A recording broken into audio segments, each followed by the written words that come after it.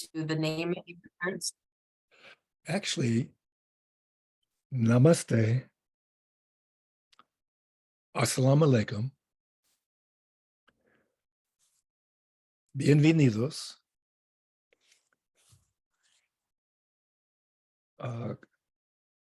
konnichiwa, and I could go on and on because I can say something like that in about 30 languages, but no need messing with this. I really want to just welcome you with great respect and love. You're taking your incredible time, which never returns, to be able to be here now. And those three words are the most important words I feel of three words is so much philosophy to live our lives by. Be here now. And if you're as old as this guy here, you might have read the book that it was titled that by a guy named Ram Dass. I knew him and tripped around with him a bit and so on.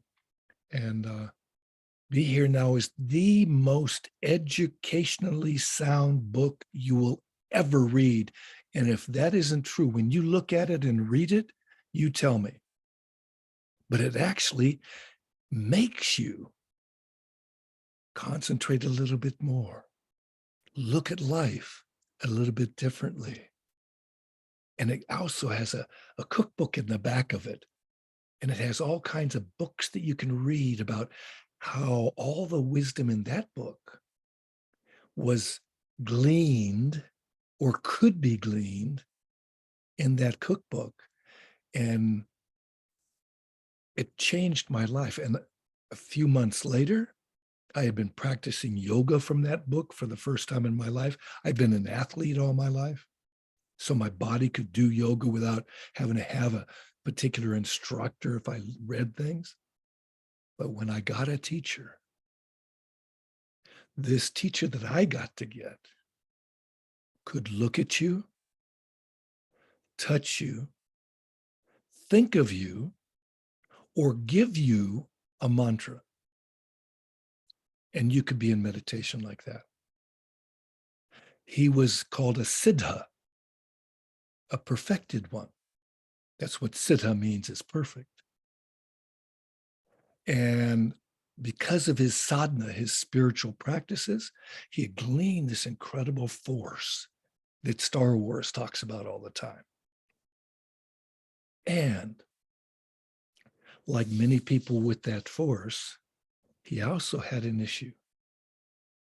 It's sad that he had that issue, but from what I learned from that man, truly changed my life.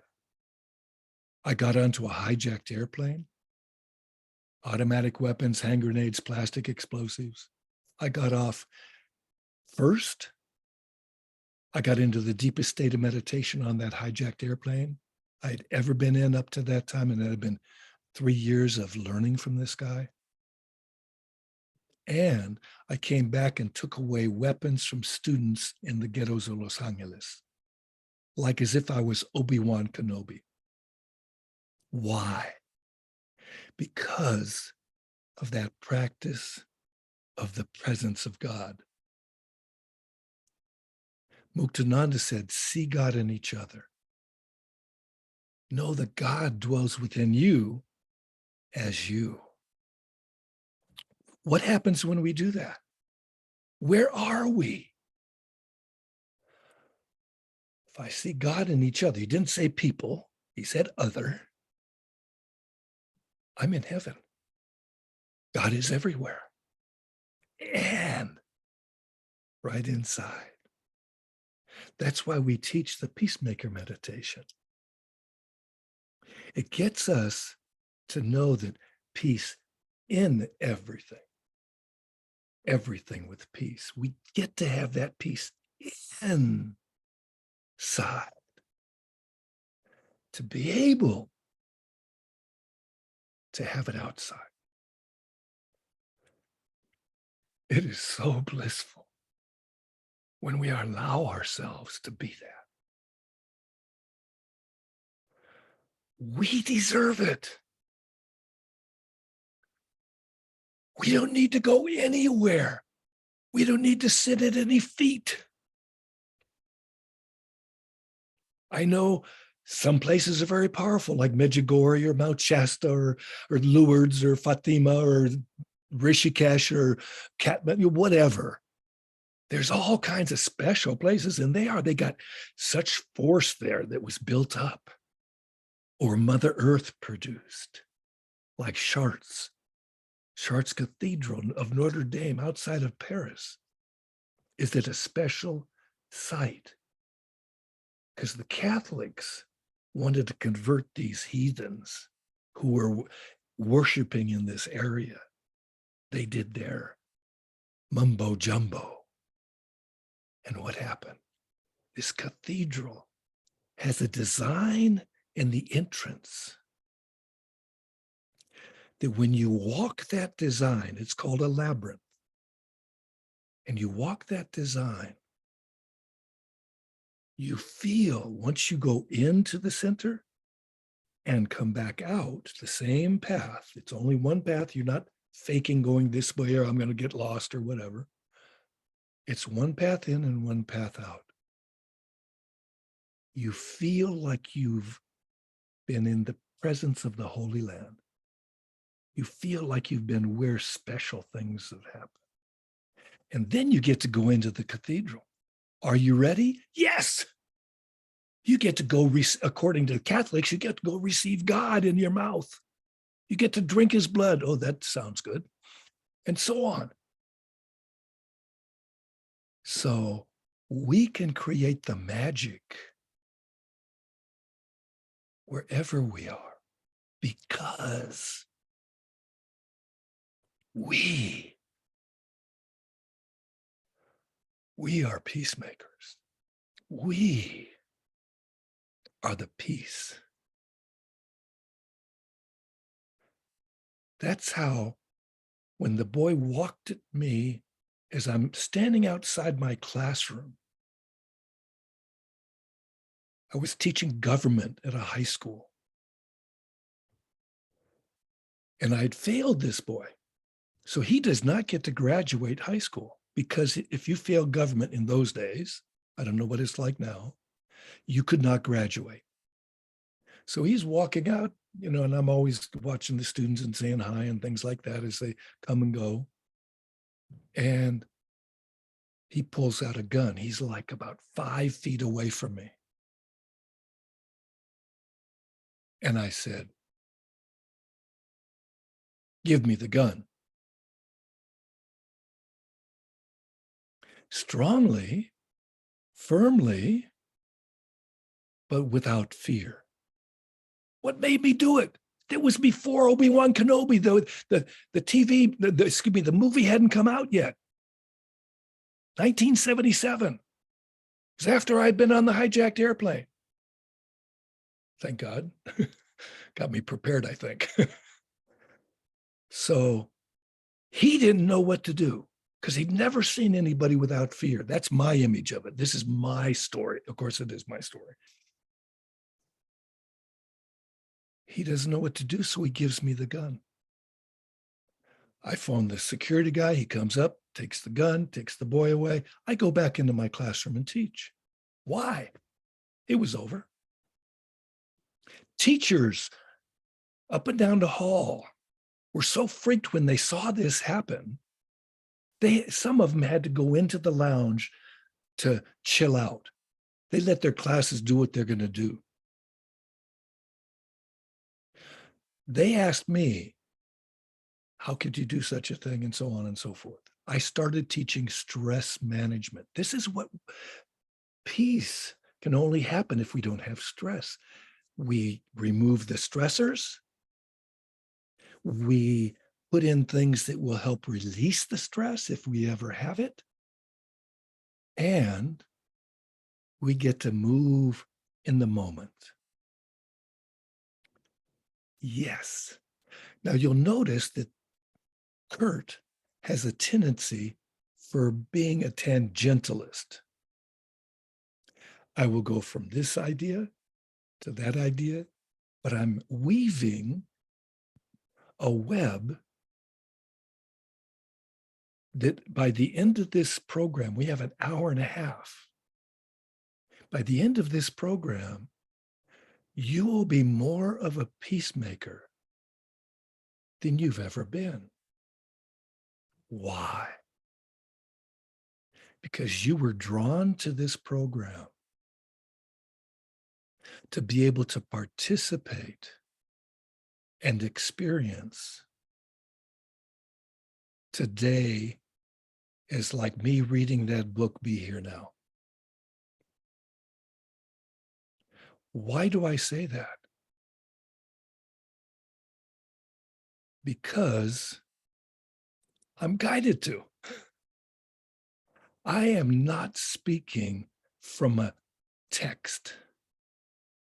Like so many presentations, I have presented all over the world on 5 continents to elite athletes and coaches and to corporate executives, to billionaires. I stayed at a billionaire's place in India and so on. And what is it? Every place you are is where you are. The world is as we see it. I say that because it's actually a quote from the guru of Rama. Most people know Rama is supposed to be God in India. He's an incarnation of God. So if Rama is God, he's off learning from a guru because that's what his father told him to do. Went off and made his own mud hut and, with cow dung floors and all that stuff, made his own bow and arrow and learned how to shoot it, all that stuff from when he was real young. But when he was ready to go take over the kingdom, he says to his guru, he says, Vashishta ji, oh Guruji, what is your highest teaching? Vashishta turns to him, he says, the world is as you see it. And that was it. I think he's the first psychologist. You can see the world like I used to wear rose-colored glasses. And the world looks a lot better, I'll tell you. Especially when you tend to use a little medicine, so to speak. Medicine is a trigger. And when I say medicine, I'm not talking about pharmaceutical medicine. I'm talking about natural medicine.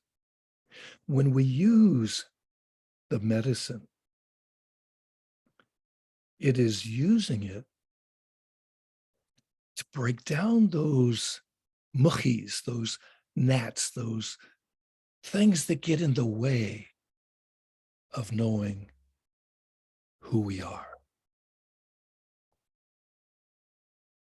of knowing that we are nature, of knowing that what I'm saying is not just going to the ears, because what I'm saying is like the original peacemaker. Because of the gift of walking the talk. It's one of the hardest things you can do. But it is so worth it. And then it becomes easier. How many people here practice meditation daily? Raise your hands. Okay. I thought as much. Most of the people raise their hands. I can't see a couple, but that's okay. What does meditation do for you? You want to open your mic and offer why you spend the time to meditate in your busy day? Anybody would like to offer that?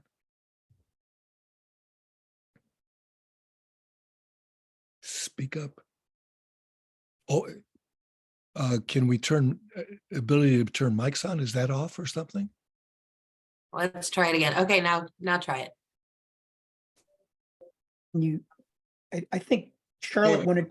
There we go. Yeah, we got it. Thanks, Carlos.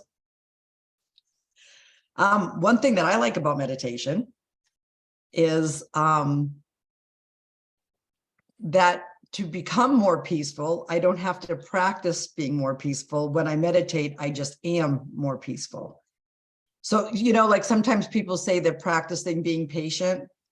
And then I notice if I do that, I just get more aggravated. But if I meditate, I notice during the day, I am more patient.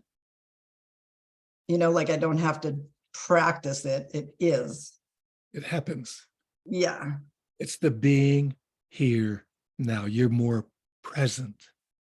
See, the meditation is having, usually, Patanjali said that it is having one chosen thought in your mind for a long period of time. Well, forget that. Why don't we just get into the deepest state of meditation? The deepest state sounds like two different things. There's two different samadhis, and most people don't only know one, and that's the one with no thoughts. I'm in samadhi, no thoughts. And brain waves are like dead. You are like a dead person when they check your brain waves if you're that deep of a meditator.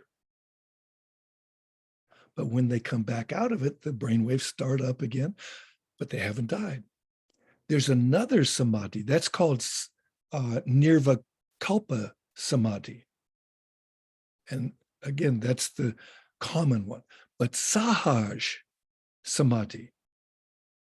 Sahaj samadhi is natural samadhi, is being the witness to this play of consciousness. Like as if you're watching this play of Shakespeare. Instead of getting caught up all into all the intrigue and everything, you can see it and be in that experience. So that's super active brainwaves, but detached. And this is where peacemakers that are actually enacting peace, like the original one, he not only walked the talk, but he also talked. And when he spoke, this is the guy that founded the Iroquois Confederacy. The people felt what he was saying was complete and true, that it resonated with their whole being because they were obviously more tuned into nature than we are today.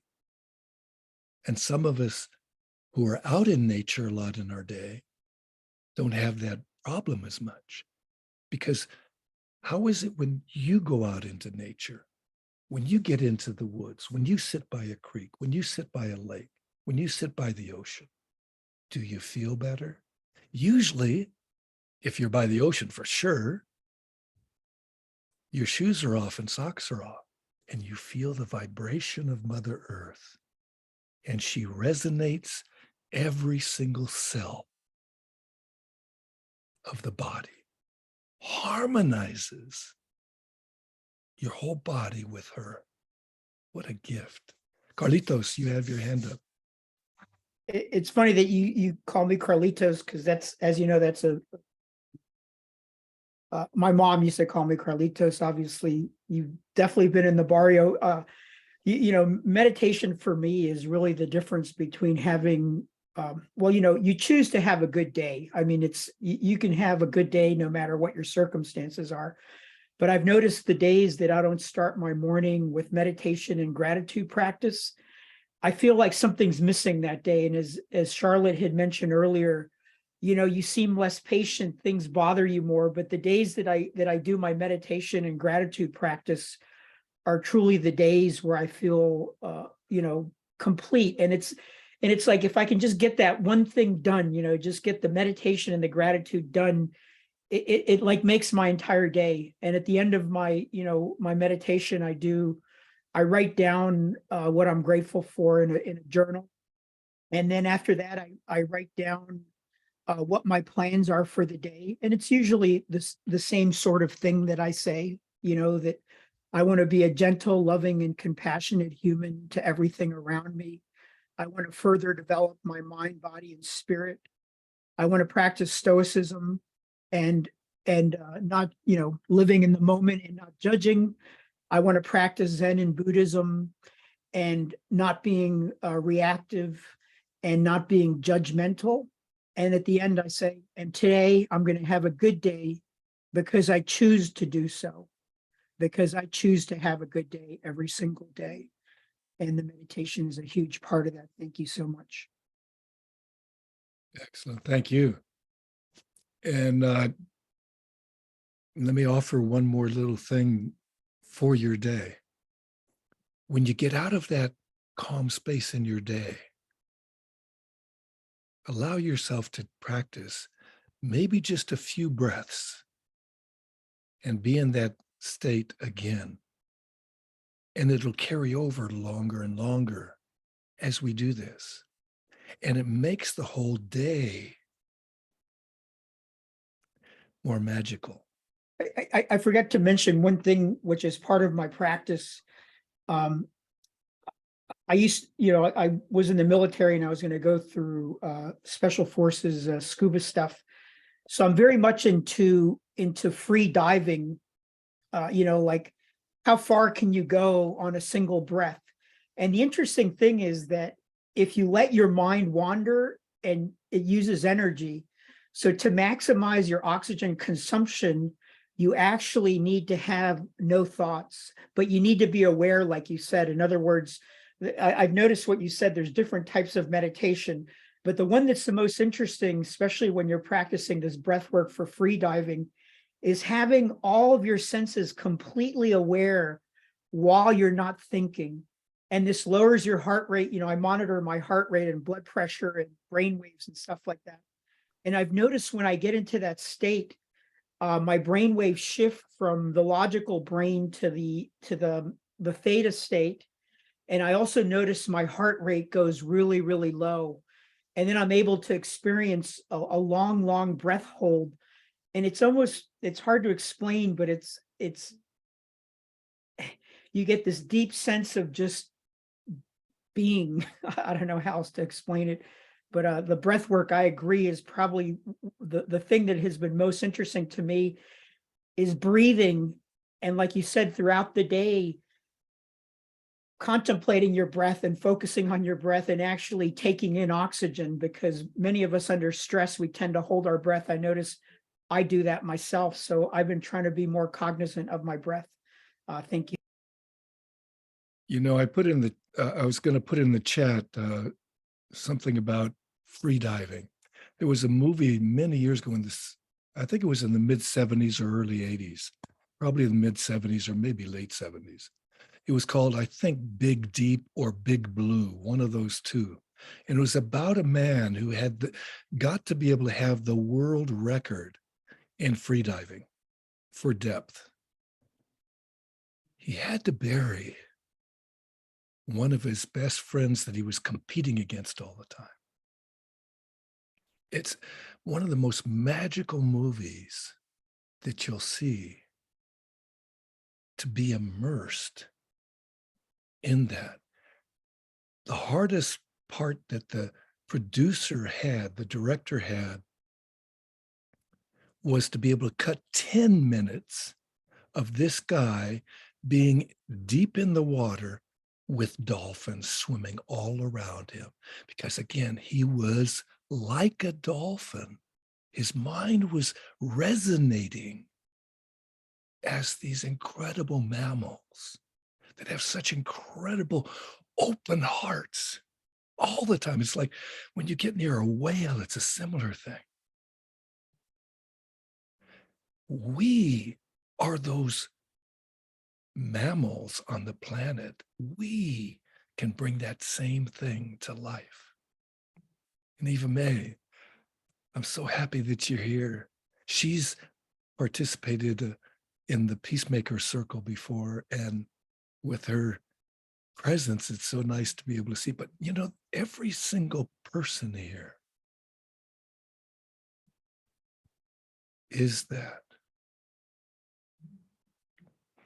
There's only differences in looks. And looks can be deceiving for people who cannot see. And I don't mean blind people, as you know. But Eva May, you have a comment or a question? Yeah, and we have our own specialties that are connected to our essence. And that's something special. So I wanted to say about meditation, it saved my life.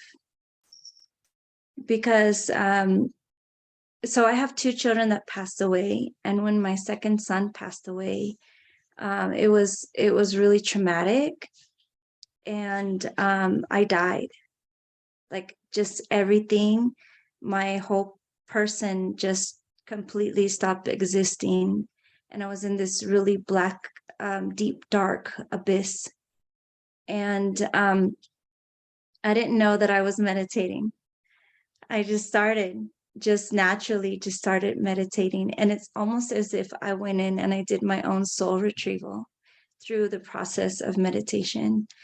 And so for me, meditation, I have to do it every day or I don't feel complete. I feel kind of out of sorts.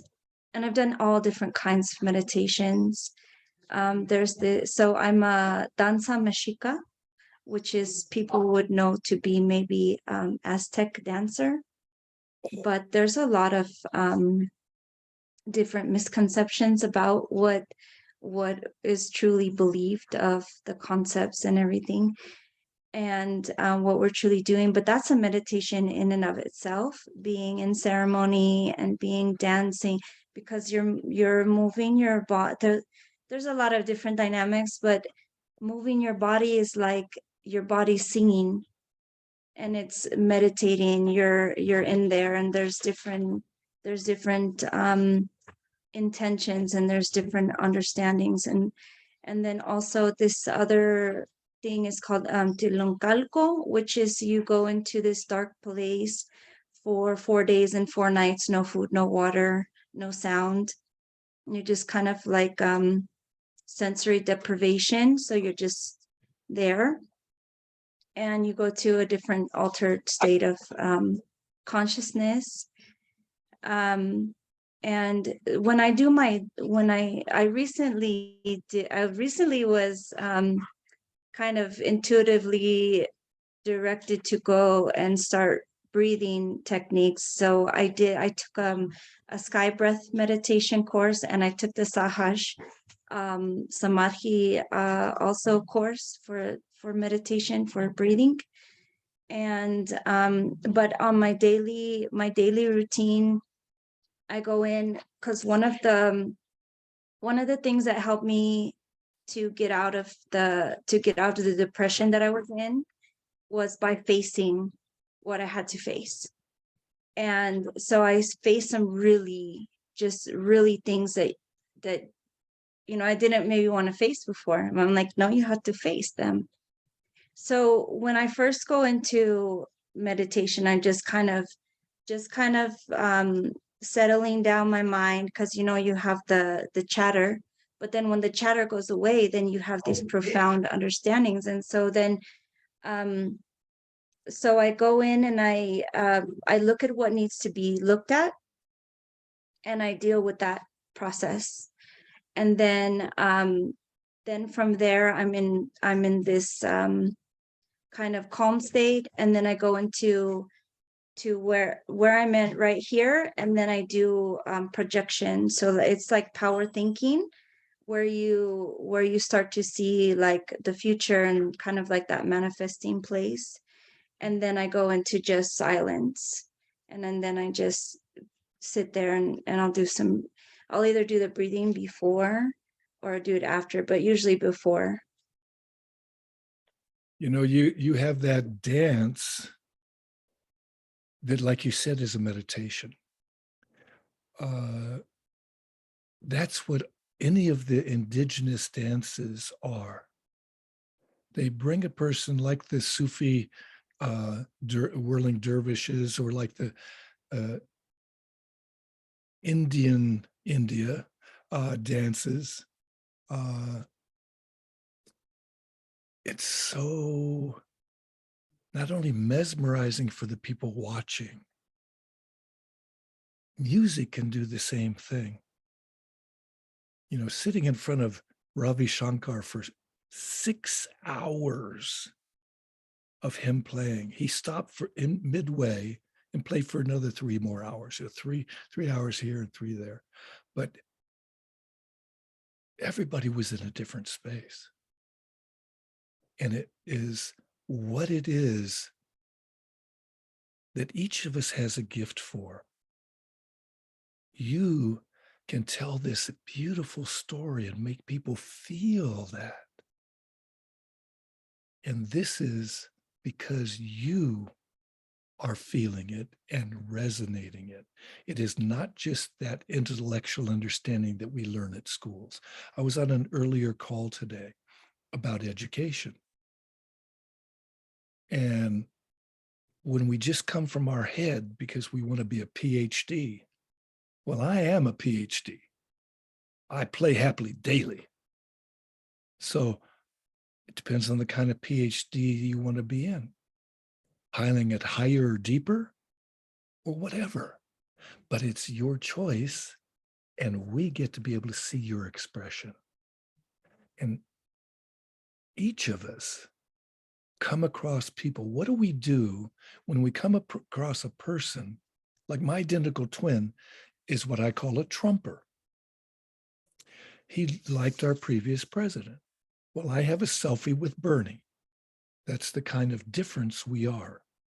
Yet we were womb mates. Well, how do I communicate with him? If I come from how he wants to have me respond, then I get caught up in what causes him to not feel good. But I get to be able to keep on giving love and asking a question that will draw out why he's thinking this and how it actually relates to what both of us are moving toward, because we both want love and peace for our families and everybody else. It all depends, as I quoted earlier, Vashishta, the world is as you see it. So we can put those rose-colored glasses on, or we can put on a kaleidoscope eyes and change it from here to there and anywhere each time we look. But I am, again, being a little bit of a talker, and I want to hear you and what your gifts are and how you can express it so that we get to be able to be triggered into higher levels of being. Anybody like to? Now, this is like a Quaker way of being. The Quakers say, only speak when you're guided or prompted to speak. If you're not prompted to speak, we get to experience some silence. As a matter of fact, I think it must be time to have that silence, to go through the peacemaker meditation, because it's a real tool to give the law of predominant mental impression some exercise. It also gets the body to move, and it looks like we're all seated. I want you to start rocking forward and back and bringing your hands toward your chest and right at where your heart, and touching your heart. As you're bending forward, you're Do you mind breathing hear from out. Haley? She has such a beautiful face, and I can tell her presence. Would you mind speaking, Haley? And you don't have to, you don't want to, obviously, but I would love to hear from her. I don't know why. Thank you, Carlos, for saying that. Thank you. Haley, there you go. I don't necessarily have anything to give at the moment, but I'm really enjoying listening to what everyone has to share. And it's really refreshing to hear everyone speaking about these things so openly. Thank you. So if you're bending forward with your hands on your thighs, sort of like holding a tray, but you don't have a tray, otherwise you wouldn't be able to touch your heart. But as you're ready to breathe in, as we bend backwards, we bring those fingers to our chest and we say, peace in everything. Everything with peace as we bend forward, breathing out. Peace in everything. And we do it very slowly. So it's almost like on a 5.5 count. Why 5.5? They found that when we do the breathing at a 5.5 count, it will harmonize and calm the brain waves. We breathe in as we're doing this, breathing in peace in everything. We breathe it in. Do you mind explaining 5.5 We're count? breathing in 5.5 liters of oxygen. 5.5 is 5.5 seconds. Okay, 5.5 seconds. Approximately, obviously, because I don't have a timer and all that stuff. But when you get into the flow, it will naturally happen because your body is more tuned in, especially when we calm the mind. We start to open to the body. And there was a great program on Humanity Rising today. And see that if you'd like to. It's on recording, and you can see that later. But this breathing in, peace in everything, everything with peace, those ideas have that power of the law of intention, have the power of the law of predominant mental impression. This allowed us to harmonize all 7 of us. Kurt, is that called water breathing? Water breathing where you're matching the exhale to the inhale. In other words, you said 5.5 out and 5.5 in, right? So it's perfectly balanced. Correct. Okay. Yeah. No, I've never heard it called water breathing, and I'm not exactly what it would be called water. In Hindu, I don't know the names in the Hindu religion, but it's a function of your in breath to your out breath. No, I understand. There's Hinduism has something in the Yoga Vishishta, Patanjali's Yoga Sutras. He's the one that described it in about 500 BC, and he described it as pranayam. Pranayam is one of the steps, the 8 steps of yoga. And the first 2 are the yamas and niyamas. Yamas are the things you're supposed to do. Niyamas are the things you shouldn't do. Sort of like the 10 Commandments, but the 10 Commandments only has a couple that are what you should do. And the rest are stop doing this shit. Excuse my French. And I don't want to blame the French on that, but here we are practicing pranayama. There's a lot of different pranayama practices, this breathing practices. The most powerful I've ever seen and taught people in person is Shambhavi Bhastrika. Boom, you're in meditation doing this practice. It's very quick. It's almost like you took a head acid, except acid takes you, 30, 40 minutes to be able to come on, or you've done your nice shrooms, which I used to love. Yeah. Excuse my exposure there. Especially since it wasn't legal in those days.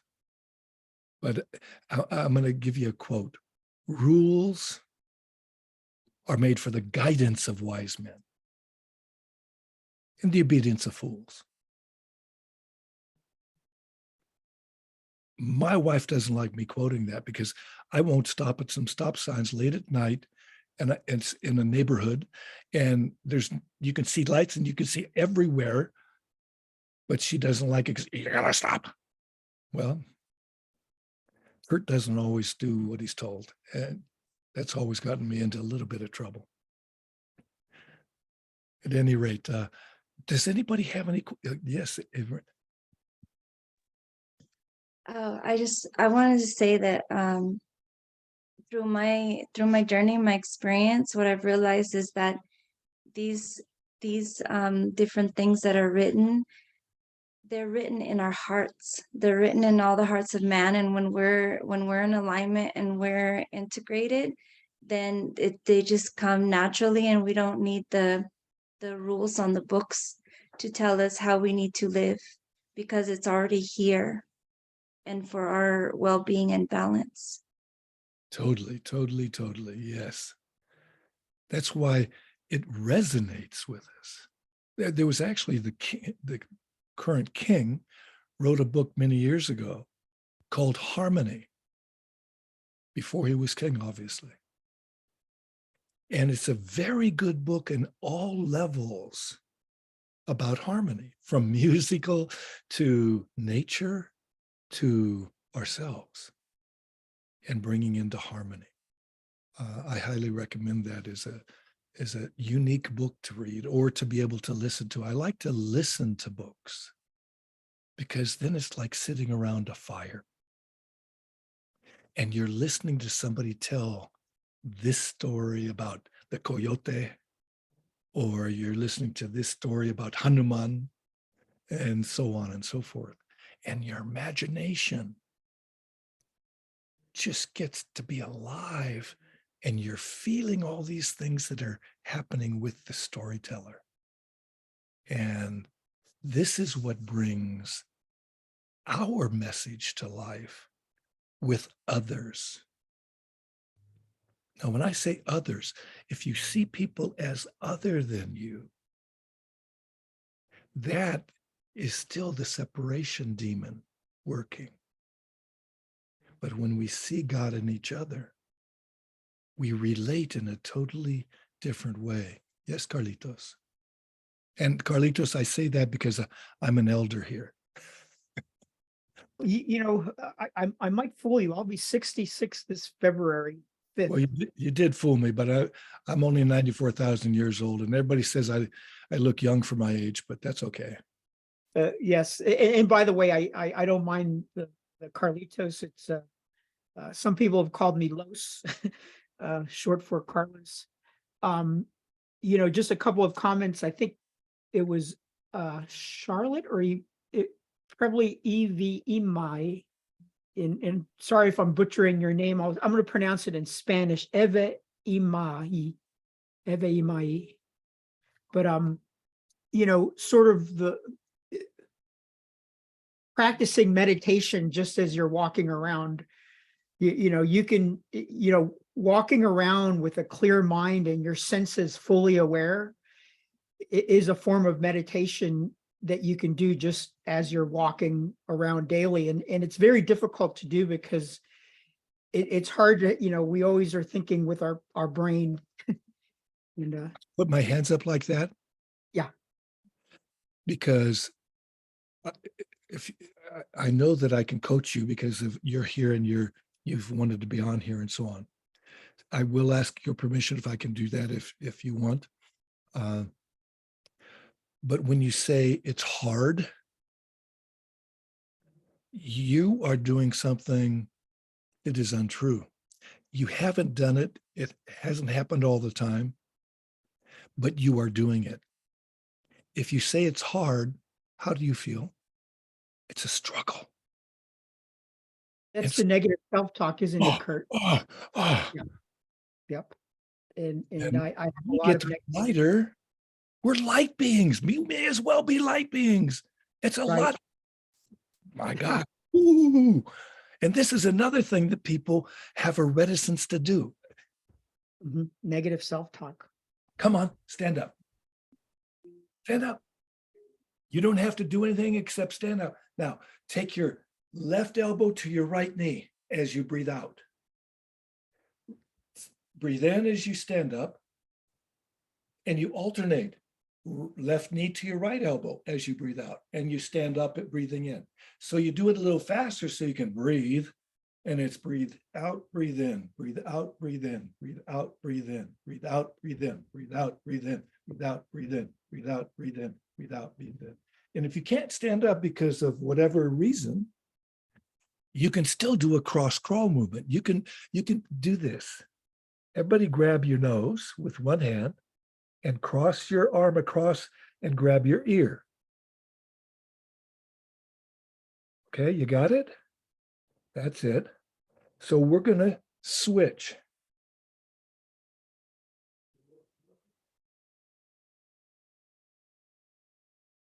And we're going to switch.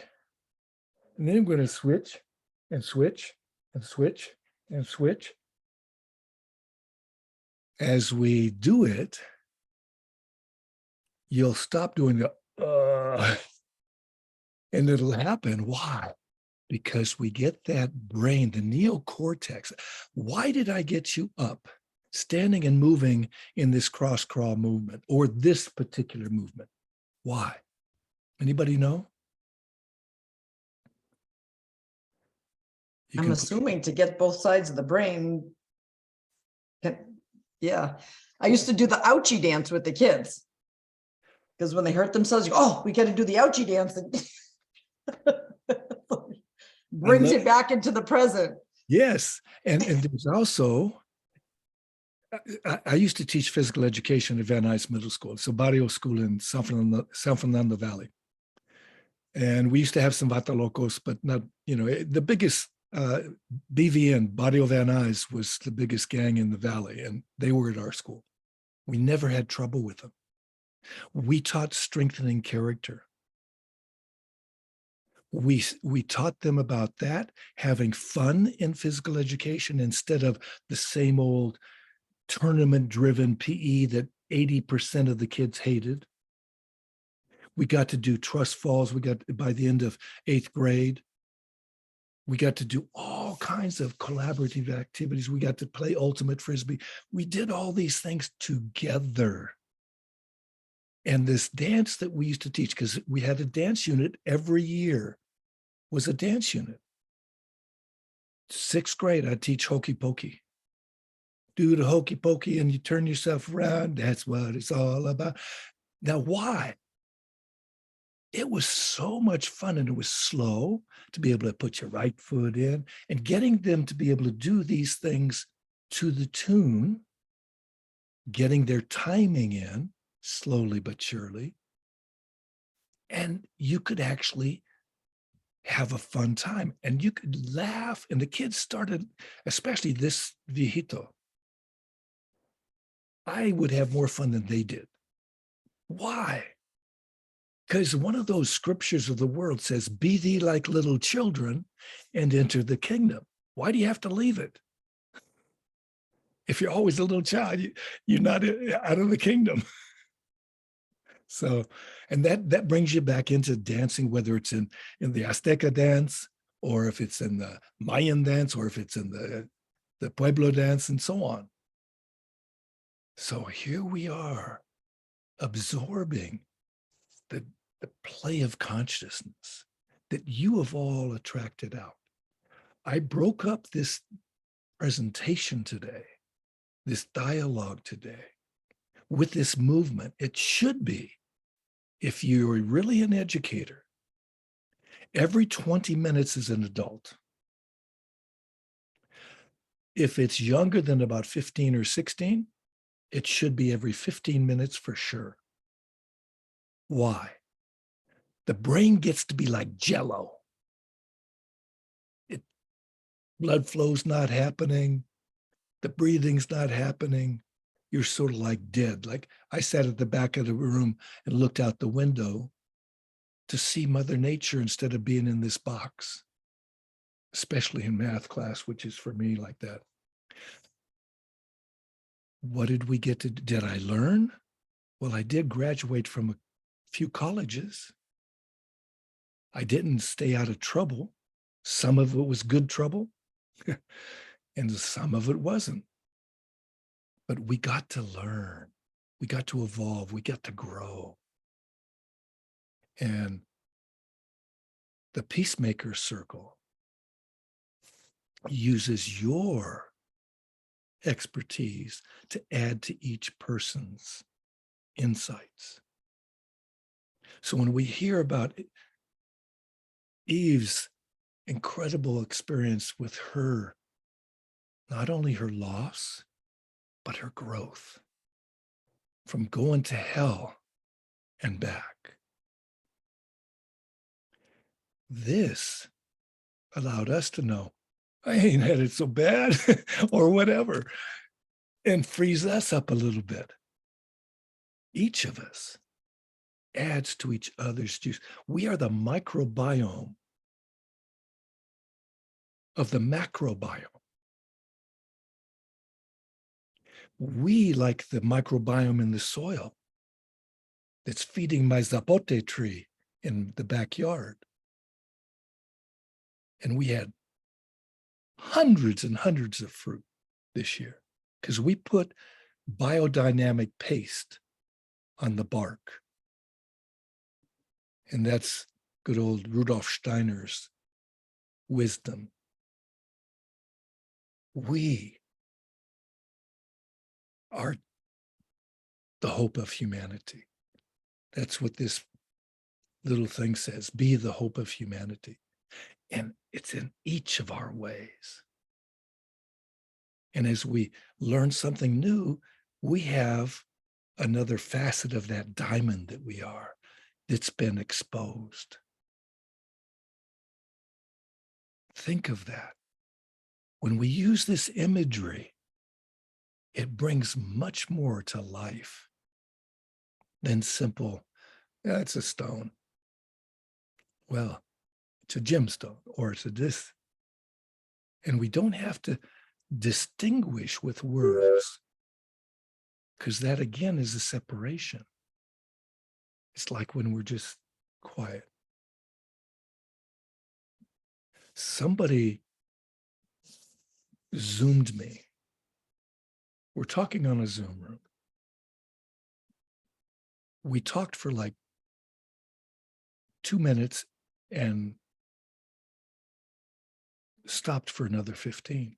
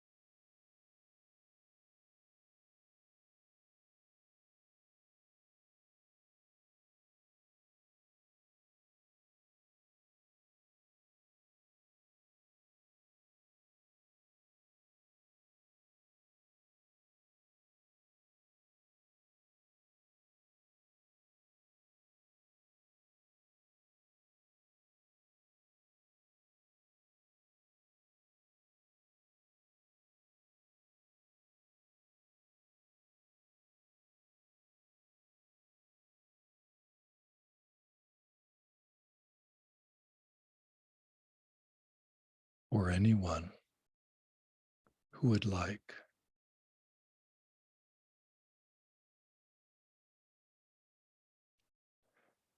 Feel free to express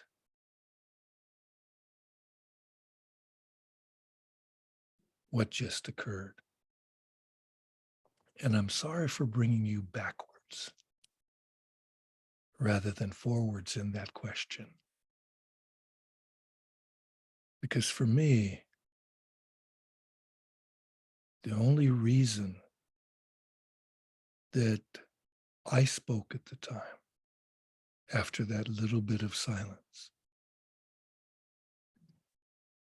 was because of a prompting that was a reminder that we're on a platform for Martin Luther King Jr. Day and about peacemaking. And people who see this, maybe just part of it, they will get to feel that time of silence, of whatever triggered in you.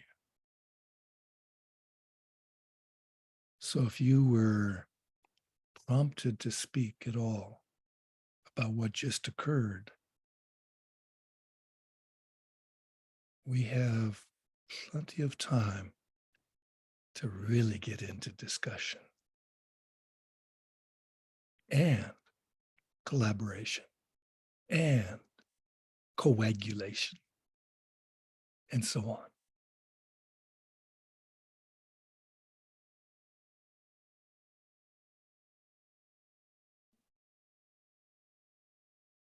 Well, for me, that felt so intimate and so nourishing because I get so tired of hearing words.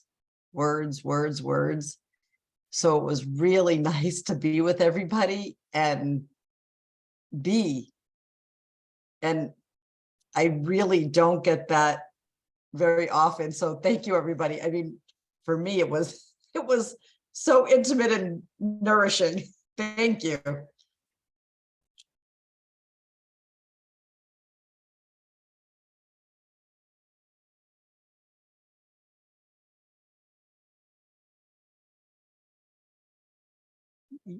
We have everything we need to really create peace on earth, and this room is proving it. And collaboration is the way. If all humans on earth collaborate on one problem, we could solve everything right now. When humans do it, not if. People will do it. Yep. Humans can do it because we get to model ourselves after the plants and animals. Just like we did just now. Being silent, being present. Josephine. So Kurt, hello again from this morning, remember? I do. Can't forget, girl. Good, good. I won't let you. Well, that's fine, because if I do forget, it's perfect. So the silence, I hear my voice a lot. I don't have a, so hi everybody. I'm new to the groups. I'm listening in now. I find it fascinating. I hear my voice a lot, either at work or at home with family. So what was it? So what Charlotte said about sharing silence with others, I thought it was very powerful, because I've been quiet because I've been trying to enjoy my silence and listening to you guys. So doing that together was very powerful. So thank you.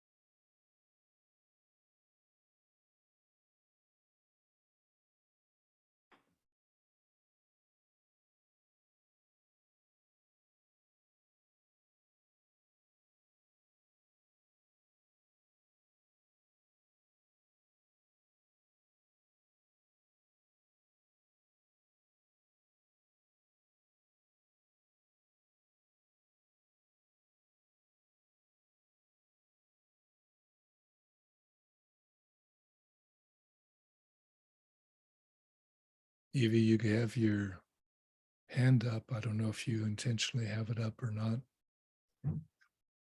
I do. I'd like to put my hand up. That's just I just do it in all the meetings. So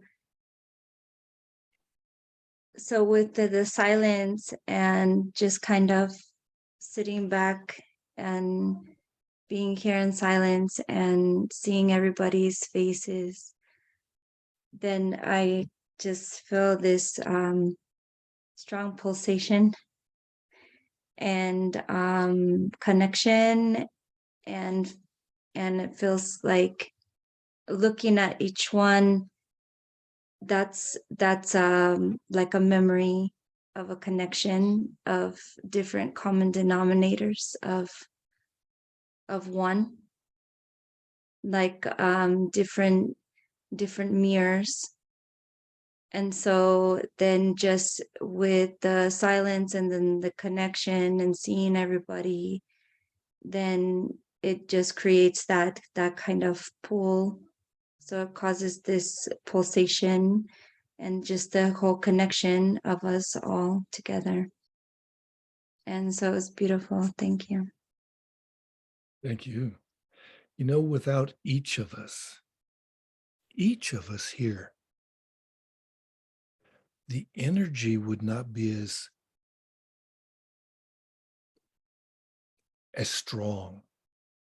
And it's hard to use the word strong because it's a different feeling than what most people experience as strong. With Carlitos being a person who went into the incredible part of the military that deals with extremes, he knows about strength.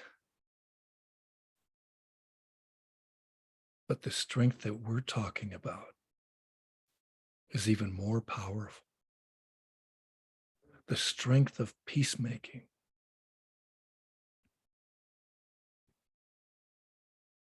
There's no force like it. And each get to smile more and let that beautiful love flow forth.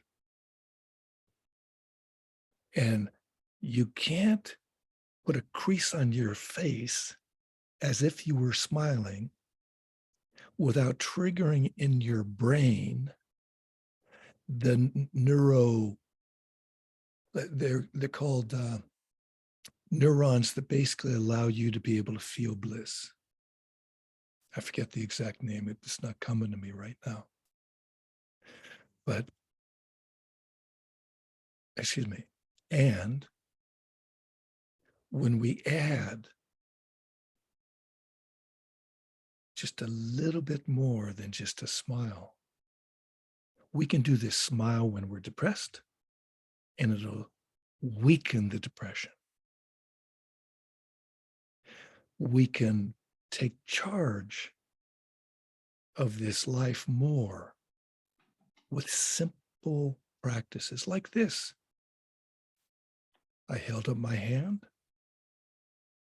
I felt something could be better. Like if I start to get upset because you said that, I put this up instead.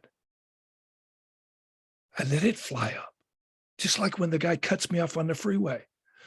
You, bless you. I say bless you instead of something else. Why? It's what my grandpa taught me. He was a carpenter. He hit his thumb. Bless you. He actually said blessed, not you. Blessings are more powerful than damnations. And when we choose words, I'll put in the chat if you'd like, something that we give out in the PeaceMakers Circle, and you're a PeaceMakers Circle, and you can join the one online because we do meet once a week, and the more the merrier and all that. But let's see, the abracadabra.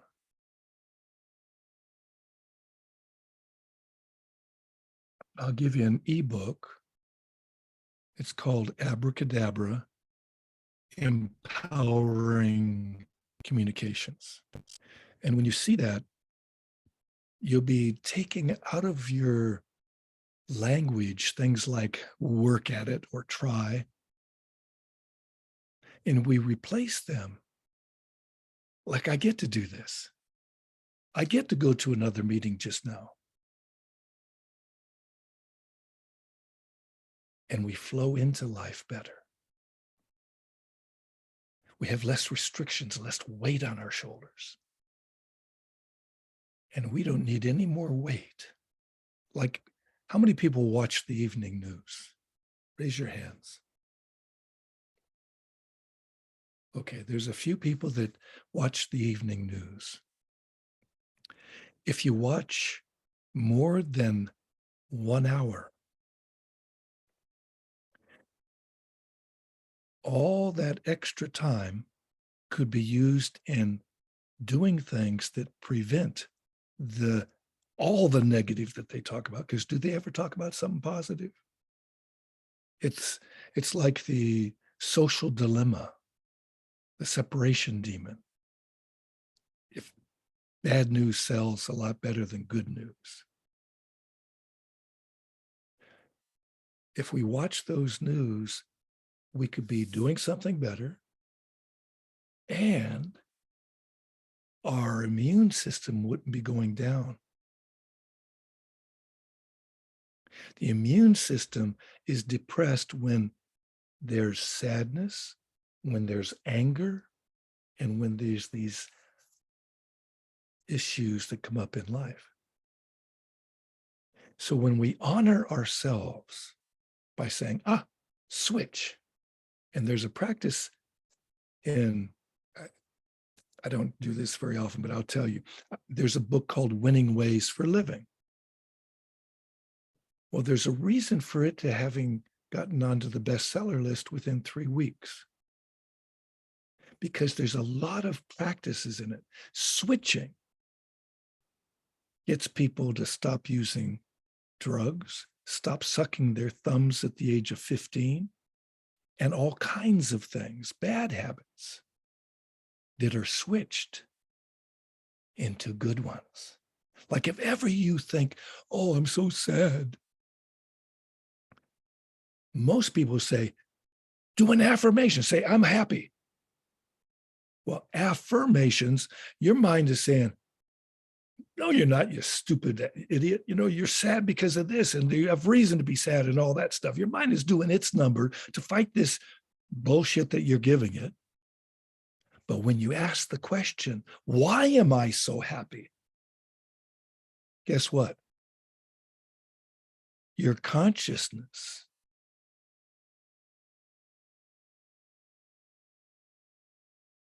gets to be able to figure it out. Why can you be so happy? What will you get to do to be happier? There's a big difference. And when you do it just about yourself, be a little bit more gracious. And we make it into inclusion. Why are we so happy? That means, why is this body, Kurt, so happy? And why are you so happy?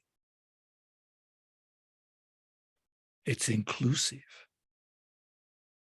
because there's no exclusion of consciousness. Yes, Carlitos. I have a question for you, Kurt. I have difficulty smiling unless I'm truly happy. Like when people say, take a photo, right? I can't fake a smile. It's very difficult for me to fake a smile. And I don't know why that is. Is it that I'm inherently unhappy or, but you know, I mean, things bring me joy. Like, for example, Haley's beautiful smile makes me smile. You know, same with Charlotte and Eve. But I myself, like when somebody says, here, pose for a picture, I can't fake it. I don't know, what is it about that? I don't know if it's a good question or not. It's a great question. Are you kidding me? It's a fantastic question. Why? Because it's you and you're expressing what you experience. Now, are you inherently a sad person? Not really, but you haven't decided to switch that. When you decide to switch it, like the hardest thing that happens in a call like this is to get people to just simply do something called laughter for 60 seconds. I was giving a program down at Witwatersrand University down in South Africa. My wife's, former, she's an alumni from there. She taught in Soweto and she fought against apartheid and all that good stuff. But I'm giving a program to the elite athletes and coaches of Africa. And the last thing I wanted them to do after hearing about how to be, they couldn't even pick me up when I asked them to pick me up. These athletes and coaches, they couldn't pick me up because I did a particular rooting practice. But at the end, I wanted them to be able to laugh for 60 seconds. Laugh, the hee-haw laugh. I had a whole bunch of, on the screen, I had all these different ways to laugh, like the machine gun laugh. You probably have heard it before. It's, or the hee-haw laugh. Or laugh and all that kind of stuff. People don't give it a go. We've gotten stuck in old patterns. Why? Because of our culture. Our culture enculturates us. And that's why we have to say certain things like, I'm going to try to do this. I'm working on it. Oh my God, yes, it's so much trouble. So when we change those things, when we decide to laugh, not just smile. Come on, Carlitos, I'm going to ask you and everybody else right now to laugh for 1 minute and and experiment with different kinds of laughter. You might have heard somebody laughing like this, and you express that. Our last program on Humanity Rising that the Peace Lab did was on humor, laughter, and something else it was for regenerating societies. If you want, I can put the link in for that after we do our laughter. Are you ready? I don't see everybody. Raise your hand if you're ready. Are we muting or unmuting? Why do you need to be muted, girl? So everybody's muted. The very first thing that I got into a Come on, Josephine. spiritual session. We want to hear you. Dig this. In about 1991 or two. I got to do it. You got to do it. We're all going to do it. Don't worry about it, girl. You We don't should have do to- the hokey pokey. That'll help. we can do that while we are laughing. You don't have to sit still. Are you kidding me? So, but for an hour and a half, about 30 people were laughing for an hour and a half in this meeting, this so-called spiritual meeting. And there was about 30 more people that were laughing sometimes here and there and all that. There was another 30 people or so that maybe laughed once or twice or a few times, but they're probably wondering, why the hell am I here? Why did I stay? Or I wish I could laugh. Well, we got to experiment. Ingrid, do you have your hand up? I got to be In relation to Carlos, there is an exercise that is a part of avatar practices that is literally just about that. It's in a booklet that's called 10 Actions You Can Do to Start Taking Back Your Life. Mhm. And avatar is about increasing your deliberateness, like what Kurt was saying, like a decision to do it. And so the exercise is like 2 minutes. And the first one is just to deliberately smile until you feel happy. So when somebody says smile, like you don't necessarily have to have the happy happen before the smile. You can be just deliberately smile until you feel happy. Can go either way. Yeah, well, Or watch Tyra Banks. so here we are. You can stay seated or you can do whatever you want to do. You could actually do some body movements that will make people laugh, or whatever you feel like. You can dance and sing, you can whatever, but get the laughter happening. Are you ready? Who's my timer?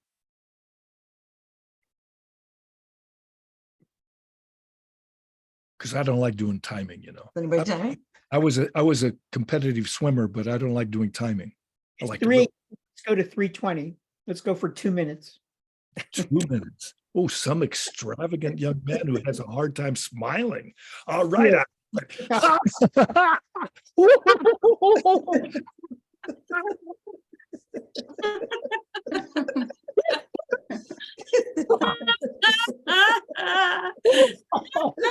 Oh, wait. Close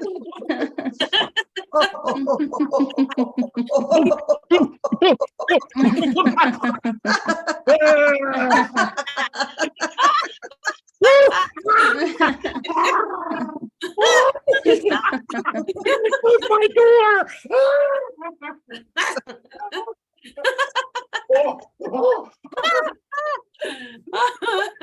Whoa.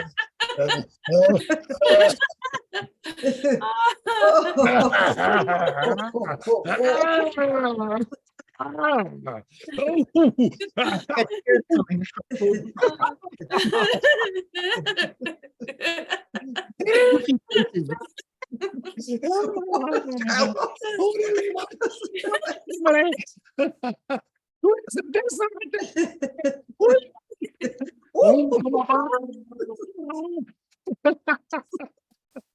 Oh my gosh. That's difficult.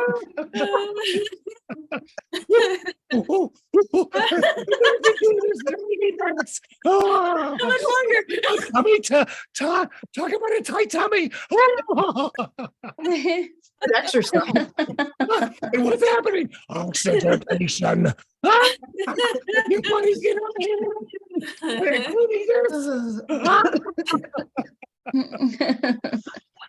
See how simple that is? That is not an easy exercise. What'd you say? It takes some effort to continue laughing. Well, you know what? Let me ask you a question. Yes, sir. Is it worth it? Of course. Orale, vato. Of course. No. What does that Laughing, you say in know, Spanish? my wife, she says the moment I make her stop laughing is when she'll leave me. So, you know, I constantly got to get my shtick going all the time, you know. Incredible how you can have the worst, you know, like you can be, you know, sort of in a fight and then just you can diffuse the whole thing with laughter. In the military, laughter is used quite a bit when you're going through hard physical struggles. You know, when you're just doing something that's impossible, your knees are bloody, you can barely walk, and somebody cracks a joke or farts or something. I know it sounds stupid, but it, you know, just that one little thing is enough to sort of just like break the ice and get everybody back in You talk team. about breaking ice. I took a training with Wim Hof a few years ago. Wim Hof is called the Iceman, right? Yes, very familiar. He climbs Mount Everest in a t-shirt and all that good stuff. So we've done this training and we go outside and there's all these about 10 different pools about 3 feet deep and half is ice and then they fill the rest up with water. I get in and next person's in there. There's about 10 people in these big pools and we're immersed all the way up to our chin. And I lasted probably a lot longer than about 98% of the people. Halfway through the time I was in, I started laughing. And it was just like crazy because I felt so good. I felt so good in that water that was freaking cold. And I was a swimmer. I swam in actually 90-degree temperature water because training at LA Valley College was at a swim school, and swim schools always keep the water warm because the person's in the water for a long period of time. Little kids are in it and they need things warmer, right? Well, guess what? This is what helped. And we can do anything. The only picture in Winning Ways for Living is a picture of a man lifting over 7,000 pounds off a standard. He just lifted it up about 1.5 inches off each time. 3 out of 5 times after midnight. He did it. He was over 60 years old. His name is Sri Chinmoy. You can look it up on any channel or any news thing or whatever about Sri Chinmoy and lifting 7,000 pounds. He's also lifted planes and all that. Big deal. Who wants to, women have picked up cars and pulled the child from underneath. That means they're holding the freaking car up with one hand and they're pulling the child out with the other. So what is it that you can't do? That's why I created a book called Miracle Making, because everybody can create miracles. Carlitos is creating miracles now. So is Charlotte. So is everybody. So is Josephine. Josephine is working for peace, world peace. Because a man's reach, I should say a person's reach, should exceed their grasp. Or what's a heaven for? And when, what's his name? That guy named Jobs, Stevie Boy. He's not Stevie Wonder, but you wondered about him anyway. And I love Stevie Wonder. I got to see him. At any rate, Steve Jobs said that God, it just escaped me. Who knows that quote? It was about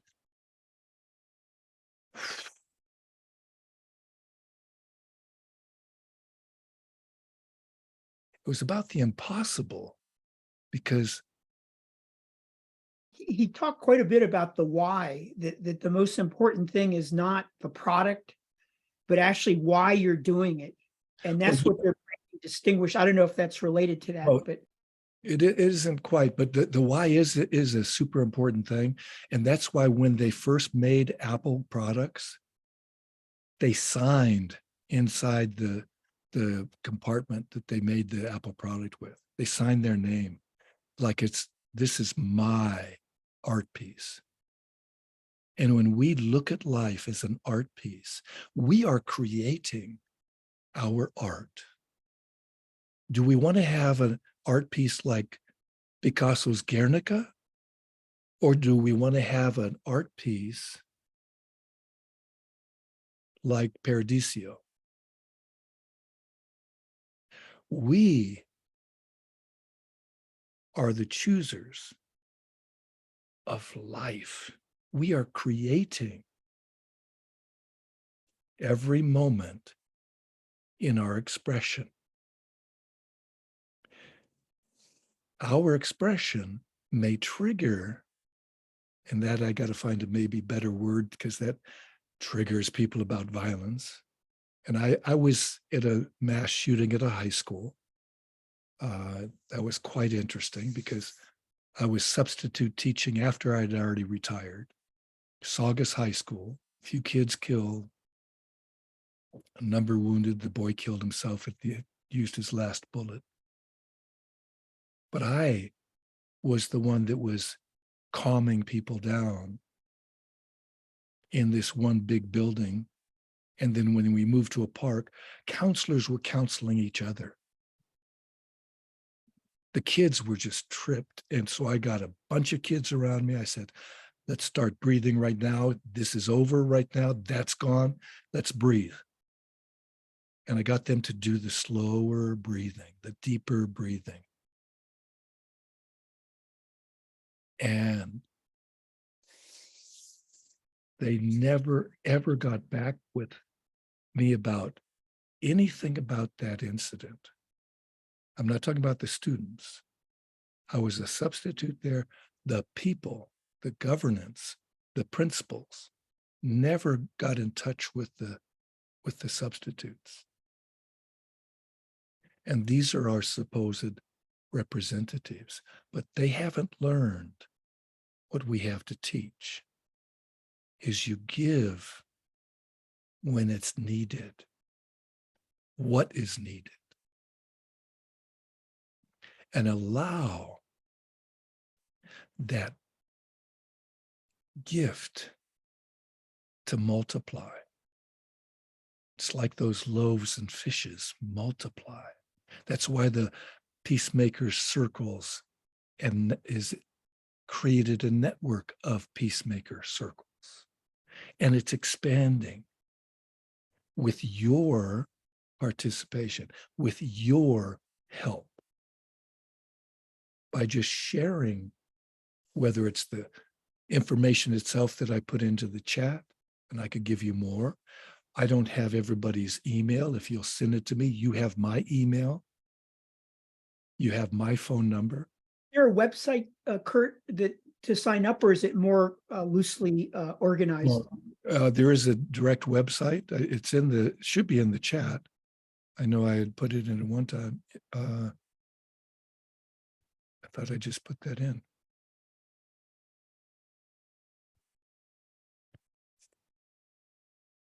So there's my phone number. I didn't put in my email, but it's, instead of successsystemsinternational.net, it's at Gmail. But you'll see the free PeaceMakers Circle is there. I can have you give you more about, you're invited on the PeaceMakers.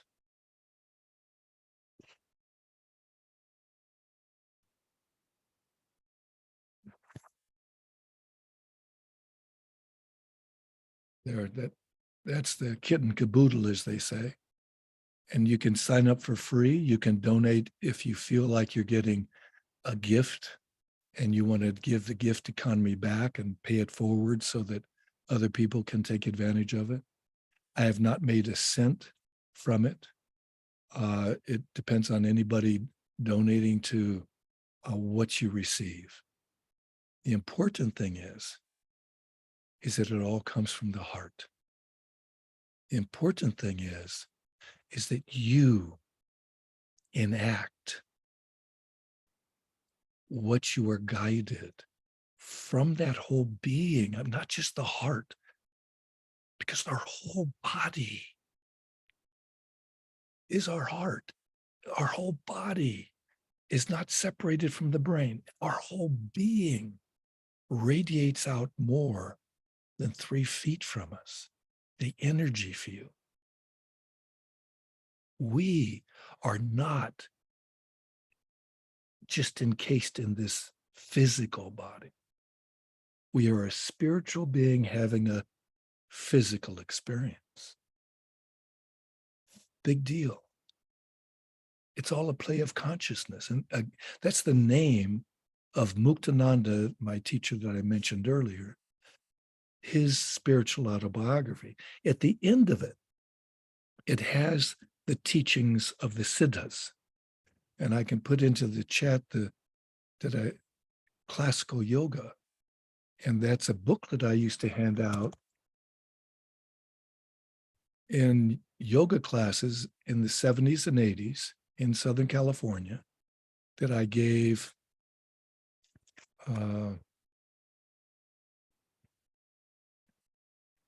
so that people would know all the different forms of yoga.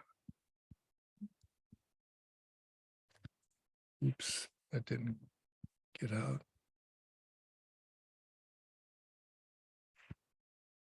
Oops, sorry. I copied and pasted in the wrong place for something.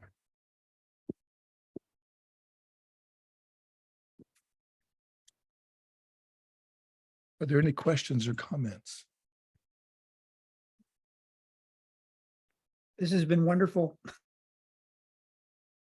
Well, I'm so happy that you're here, and it's time now for our program to actually end, and I don't want to take you beyond that, because guess what? Tomorrow is our African contingent, and we don't separate them, but so far right now, we've had only a few other people that are not living in Africa participate. We have people from Uganda, from Liberia, from Ghana. We're in cahoots with people in Nigeria and Kenya. But we also have an open general meeting that is obviously everything that we do is inclusive. It's like there's not a single race on the planet.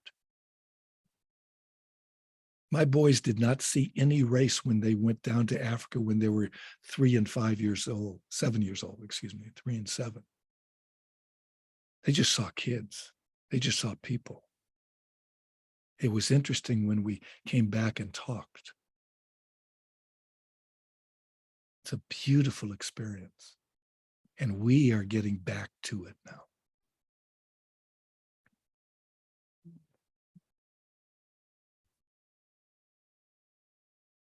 So I love you.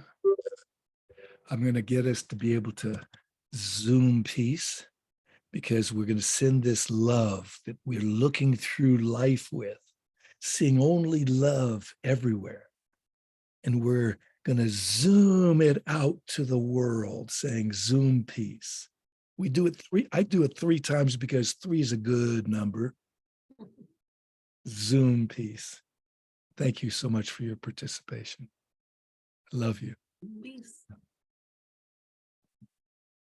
Love you too. Love you guys. Much love.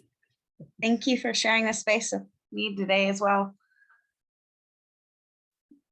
Very welcome. Oh, you've muted yourself, Kurt.